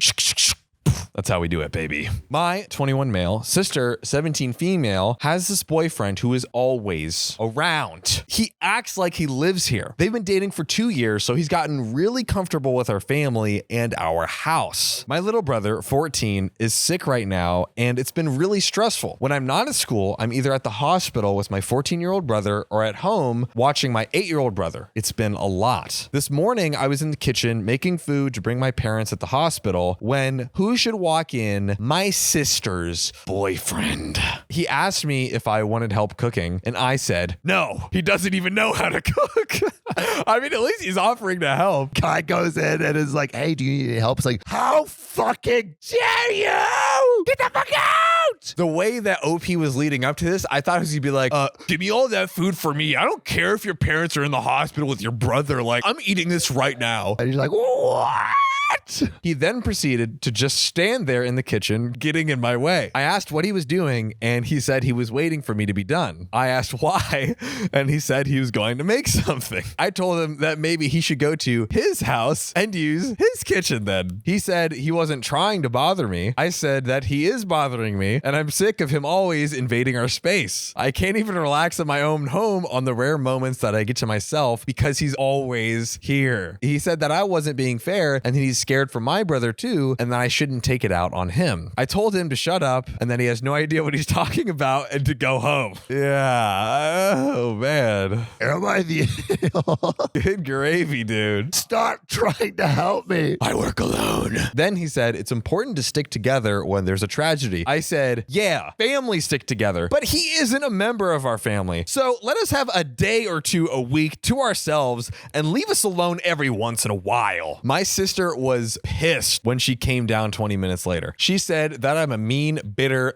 douchebag. She said that I had no right to say that to her boyfriend and he's her guest so he can come over whenever he wants. I didn't want to fight with her, so I just said, fine. Was I really being a douchebag though? Why is that guy always here? There is an update, but he probably just hates this guy. He's smashing his sister, whatever. He's probably having to hear it too. They're living in the same house. It's like, damn, I hate it when the walls are continuously shaking whenever this guy's here. It's like, I always hear my sister crying and wailing and saying like, oh God, mourning the loss of our brother with him.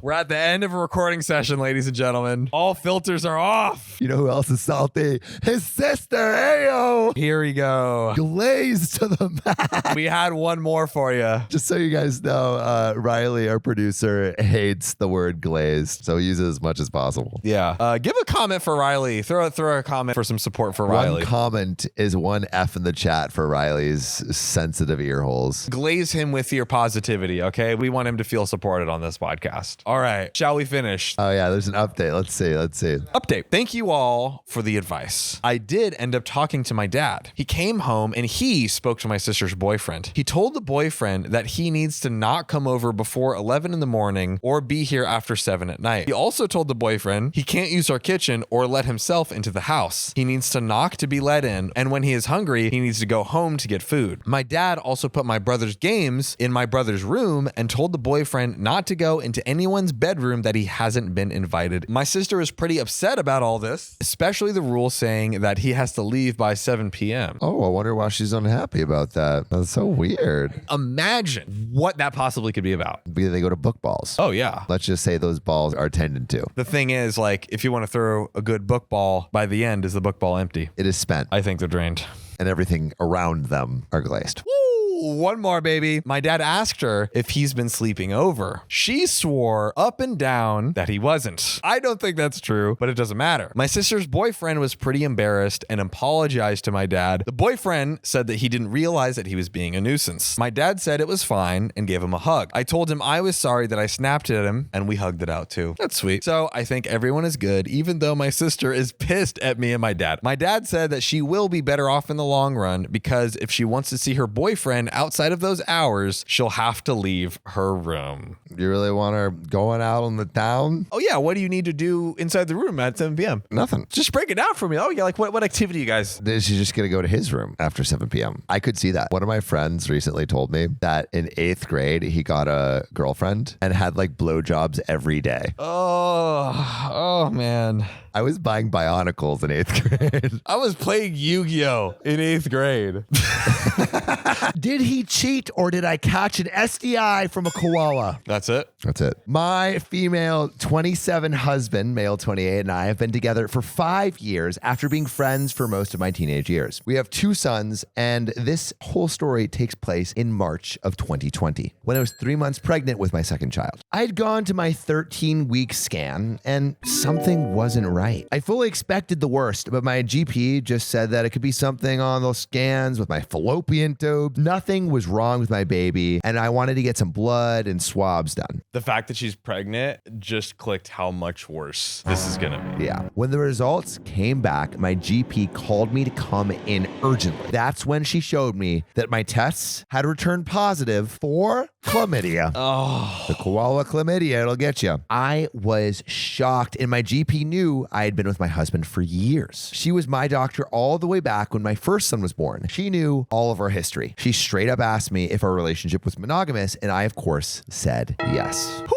does that leave? The suspects are dwindling. She gave me the rundown of treatments and scripts, telling me that my husband would need to come to be tested as well to confirm before he too would likely need treatment. She said all this with a look of pity. She was thinking it. I was thinking it. My partner had cheated and given me an STD. Ugh. It sucks. I'm furious and heartbroken, but I go home and I took a long shower. I scrubbed myself clean, and then I sit down in our home. Our family photo hung on the wall, mocking me, and I call him. He's at work, and I'm crying on the phone, explaining that I've just been to the doctors and gotten results that I'm positive for chlamydia. And I said, how could you do this, you bastard? All the works. I hang up, and he is calling me over and over, but I'm trying to calm down as I have to collect our son from daycare, and I still have to put myself together as a mother somehow. I ignore his calls and go about my day utterly crushed. I'm giving our son dinner when he comes home. I go to my room and talk to my husband, and he is sitting on the bed holding his head, crying. I walk over to him and say, I don't know how you could do this to me and our family, but you've given me an STD, and you also need to get tested and take this medication. Man, he seems so innocent.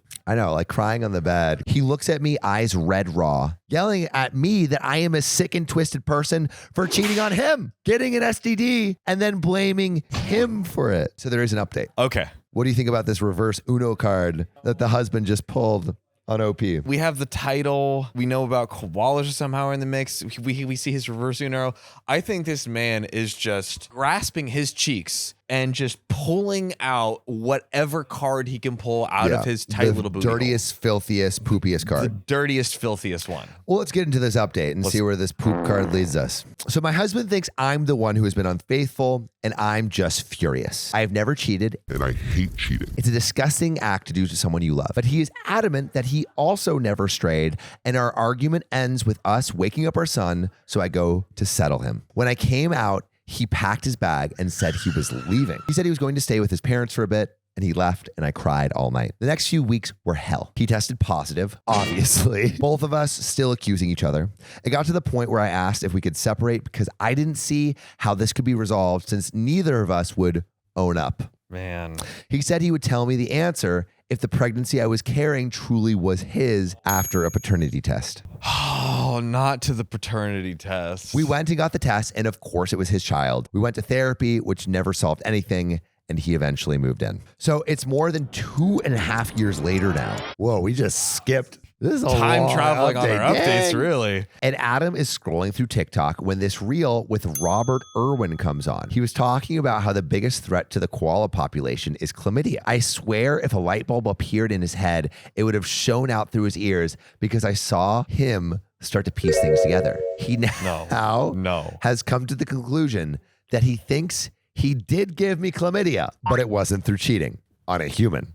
Back in mid to late 2019, these koalas were just by the side of the road, exhausted. At one point, we pulled over and Adam grabbed some water for these poor guys. One of these fellas was so thirsty and exhausted, he was just holding on to my partner's arm as he drank. And yes, Adam picked up this koala and gave him a cuddle. And yes, the koala proceeded to pee all over his shirt and arm. Of course. We laughed it off, moved him off the road track, and continued on. Now, being a festival in the middle of the bush, there are only showers that you pay for. We were not planning on using it to shower until the last day. He'd taken off the shirt, washed his hands with bottled water, and then we arrived and set up camp and went to party and forgot all about the koala. Completely. Over those days, we had sex a lot. So we go down the rabbit hole of research and find out that yes, you can catch chlamydia from koalas. I am speechless. You can catch chlamydia from koala pee.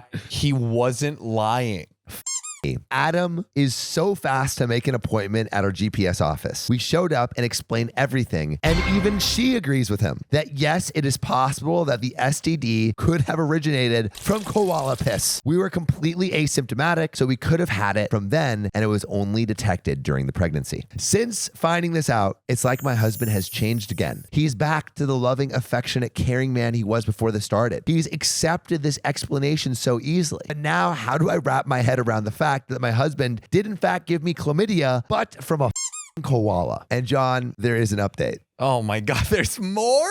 There is. How could there be more? So far, it looks like we have a happily ever after. But John, it gets worse. No. I sat my husband down last evening and we spoke about how I'm feeling now that we know the truth. I talked about how much pain I've been through with him accusing me and vice versa. And I apologized for my part in things, told him how much I loved him and how happy I was to finally put this to rest. Now we know that there is nothing between us. And then he starts fidgeting and getting upset. And then he tells me that actually he did cheat. Yep, I know. But he still didn't give me the STD, he says. In the months after finding out, yes, our relationship was in a really bad place. When he wasn't living at home at the time, he went out and had a one-night stand with a girl from a pub in the town over. He explained that he genuinely believed that I cheated. Wow. And after a few drinks, he decided he was going to end things with me, so he went ahead with sleeping with this girl. It was his way of going tit for tat. Cheating is a deal breaker for me, and I never slept with anyone. I never considered it a payback tit for tat move against him, so why did he do that to me? I'm heartbroken, and part of me wishes we could go back to where before all this happened. I can't break up my family. We have 2 kids, 2 dogs, 2 cats, 2 cars, and a house together. It would be a mess. But I don't know how to take this on now. He could have told me this 6 months ago when we first found out about this new possibility, but he didn't. He waited until I poured my heart out to him in an apology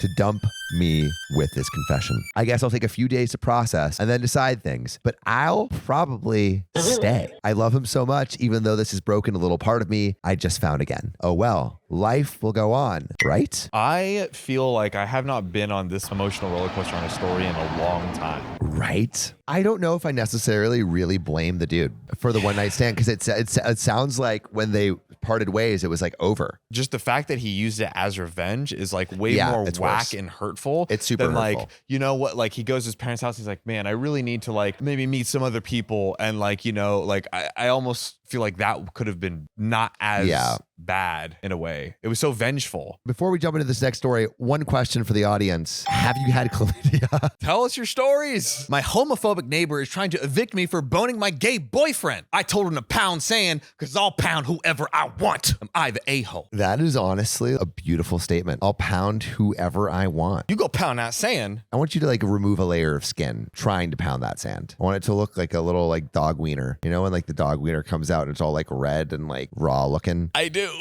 So, a bit of a weird one, so please bear with me. I rent an apartment from a man who lives down the street. It's a nice enough apartment, and up until now, I've had very few issues. The problem is he's rather conservative, and I am rather fabulous gay. Once he found out that my boyfriend wasn't just a friend who spent a lot of time with me, he tried to bar him from coming over, literally and figuratively. I told him to pound sand, as the saying goes. Love it. Gotta love it. Now, he sent me a letter stating that effective immediately, there shall be a $250 fine every time. What? Every time what? Quote, I commit the sin of homosexuality in my apartment. This guy is about to go down. This is a blessing in disguise. You have receipts and a lawsuit. This is great news, OP. Homophobia pays. Ta-da! If I refuse to sign the addendum, he claims that he will file to evict me due to breach of the lease, specifically the clause that the premise shall not be used for illegal activity. How is that illegal? My man, not only is he backwards in many ways, he just needs to talk to a lawyer. He cites the Massachusetts state code that criminalizes fornication, sex outside of marriage, and crimes against good nature, which he insists means homosexual relations. The statute does not define it any further than that. I looked them up and they are evidently real crimes. I know they're not enforceable by any stretch, but have I technically done illegal activity in my apartment? I really don't want to move early. No way, OP. There's no way. No, you have such a countersuit. The lease started in September or have an eviction on my record. I know this seems absolutely silly, but the fact that they are still technically crimes in the book gives me a little little pause. Do I need to take this seriously, or can I start coming up with more ways to say pound sand? What should I do if he tries to take any further action? Sue him so much. This is discrimination, right? Easily. Yes, on multiple grounds. Is that the end? No, we have an update. All right, let's hear it. So first of all, I just wanted to say, wow, the amount of support I've received both in replies and in personal messages was absolutely amazing. Reddit community coming in hot. Boop, boop. Everything from fantastic advice to hilarious commentary. The person who said sand is a weird name for a guy had me in stitches. That said, I feel like people assumed a much worse picture of my landlord, people telling me to buy cameras, etc. He's a nice enough person, but has some very problematic views. He grew up rural, Arkansas, I think, that or Alabama, and came to Massachusetts later in life. This was his first time being a landlord, so he still has this idea in his head that it is his house, so to speak. Oh man, Buddy doesn't know what he's about to be hit with. He's about to be hit with all the laws. I mean, if OP wanted, OP could own that house by the end of the day. Literally. That, coupled with the fact that up until now, he's avoided even talking with people who are openly gay, led to a lot of ignorance. I know some of you were hoping I'd screw him over for all he's worth, or torment him with daily updates of my gay agenda. But alas, I've decided to take the calmer approach, and it seemed to work. Yesterday, I sat down with him and first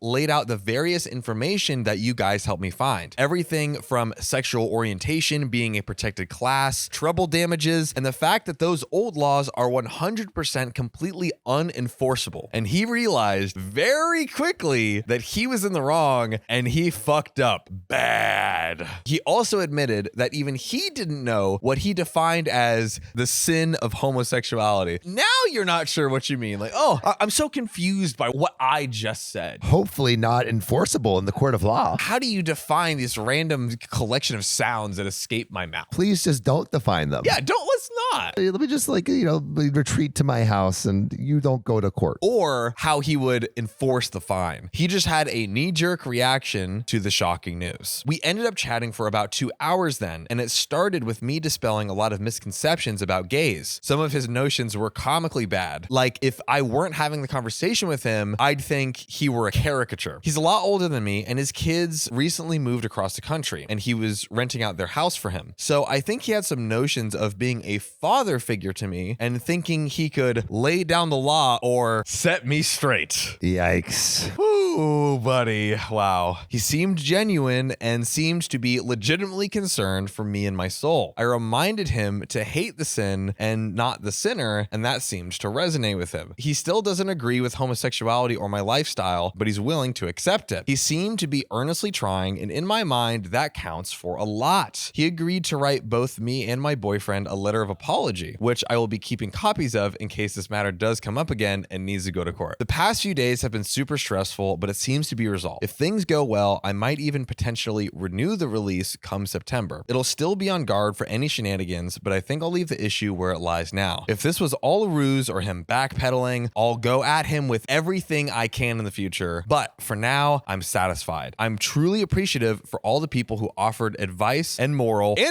support in the original thread. Wow.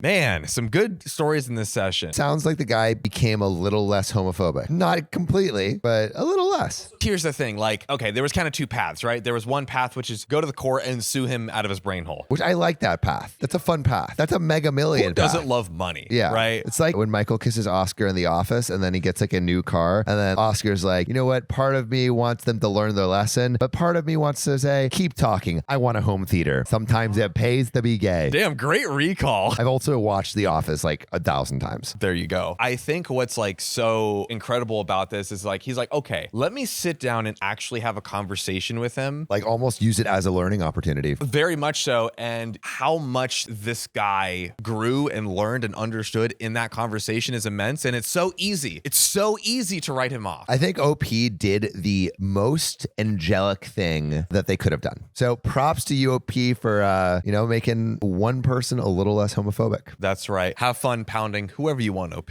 Yeah, pound away. But what we want to hear right now. Oh, God. God. Please clickety-clack on your keyboards your worst landlord stories. I'm sure there's a lot. So many. I know they have good landlord stories. My last landlord would tell us stories about like him going over to like Vietnam, and like it was actually weird, but he would tell us stories about like how he would get happy endings in Vietnam. I feel like they could go in the other category. If the choice is in the eye of the But beholder. he was funny while he was telling those stories. He is a comedian. Hope he's okay. He was severely overweight. Hopefully he doesn't have the clap. Yeah, the man does have the clap. The stories he told definitely has the clap. Well, let's get into this next story, so clap away. Boom. My ex wanted to take my service dog for his ADHD, so I dumped them. Am I the a-hole? This man wants the dog to do his homework. The dog's just going to eat his homework. I don't know if the problems that you want solved are going to be solved, but you'll have fun while not solving them. Now that is true. Service dogs for ADHD, brought to you by Mayor Samuel Donner. Yeah. This is from YouTube subscriber Star Rose 108. Hey, shout out Star Wars. I've seen a few comments from you. Okay, so let me tell you about my ex, F. I'll be honest, F was a rebound after I had my heart broken. Yikes. Yeah, F is already getting cooked right now. That was mistake number one. F was 18 at the time, and I had recently turned 20, so I wasn't thinking of an age gap very much. I was still living with my parents, and F decided to run away from home. So my parents allowed them to stay in the spare room for the time being. Dang, that's a crazy situation already, running away from home. I got myself a job working the night shift at a gas station, and I helped them find a job at a different gas station on the day shift. Here's where the red flag started. F would schedule for us to be at social events without taking into consideration that I had an odd sleep schedule because of the night shift, which led to multiple instances of me having to drive long distances while exhausted, which is never good for safety. If you've seen my other comments, you'll know that I'm disabled and have POTS and fibromyalgia. Fibromyalgia, I believe. Okay,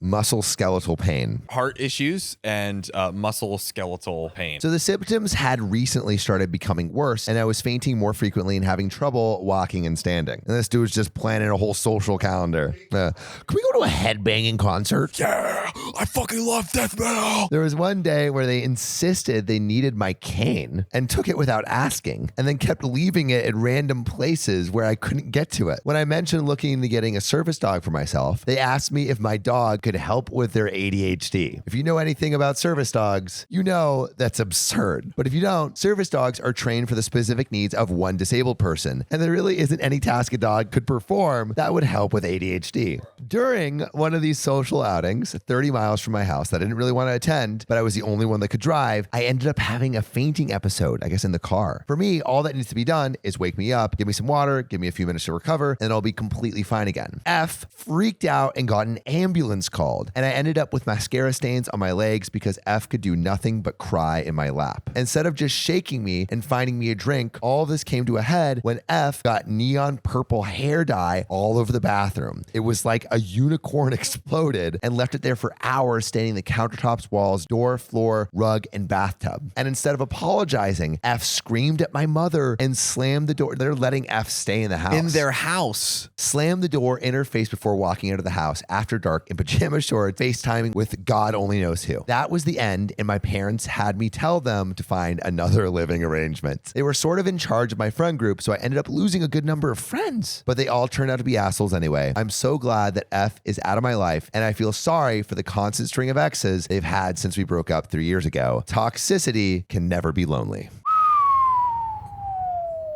Man, Star Rose. Oh, you and your family did so much for F. F them. F them. Honestly, not that way, but you know, like, Let life F them and everyone else. that's what I'm talking about. I guess I want to hear your worst relationship stories in the comments. And shout out to you, Star Rose, for dropping your comment. You know, we've been reading a lot more stories from our audience here on YouTube. So yeah, definitely share your stories. We might just read them on the show. All right. We'll see you soon.